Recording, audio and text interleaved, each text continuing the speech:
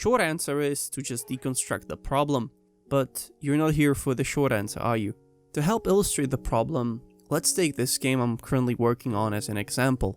Current title is Yagazem, Mansion of an Immortal Skeleton. The game is a 2D top-down puzzle/escape the room style. I want to have many interactable objects, flags for the story progression, the actual main story itself, references to the lore of the world Yagazem, which still has ways to go in terms of world building. Then I also want the animations, shaders for some effects, achievements, cinematics, and the list goes on and on.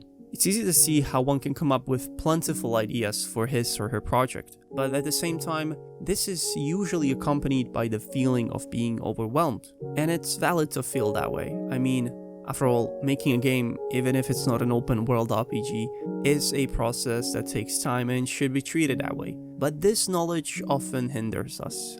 We know that it will take time, so we procrastinate, telling ourselves it's fine this way. It's not something you make over one day, and other excuses, really. Now, I don't want to go into the topic of time management, so back to the answer I started this video off with. Deconstructing, splitting into chunks, or decomposing the task, however you want to call it. I was able to name out all the things I'd perhaps want in a game. That is in itself the key. But you don't focus on the amount, but rather on one single thing. Make a list of what you want to learn from your project in your preferred text editor. This is mine in a software called Obsidian Vault. Then from this, I can break it down into a roadmap of all the smaller objectives I will have to do if I want to finish the game, as well as larger milestones that will be worth celebrating. And it can look like this. What I did firstly was deconstruct my game into clear, humanly understandable points or words. Now let's take a look at my painting interaction point, for instance. It's not high on the priority list, as it only adds the lore and aesthetics into the game, but coding it is achievable within the span of a couple of minutes, maybe hours. An analogy that comes to mind is from this RPG series from Piranha Bytes called Gothic.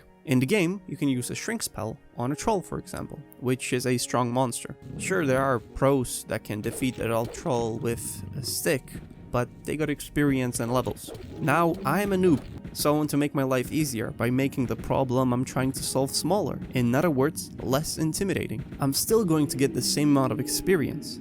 Though in my case, being low level, getting 500 experience brings me much closer to the level up than someone who's higher level. Now, as you go through the points of your roadmap on your everyday journey, it will give you a sense of progression, which in itself is a form of reward. Now I know that people say ticking off boxes can spike dopamine, and that procrastination is in itself a short-term relief or gratification in lieu of hard work for prolonged periods of time, which could be bad for your dopamine baseline levels. But I still think it's a good stepping stone for the beginning of your fight against procrastination. Remember, it's okay to start small. So yeah, just find your shrink spell formula, a troll to fight, and good luck.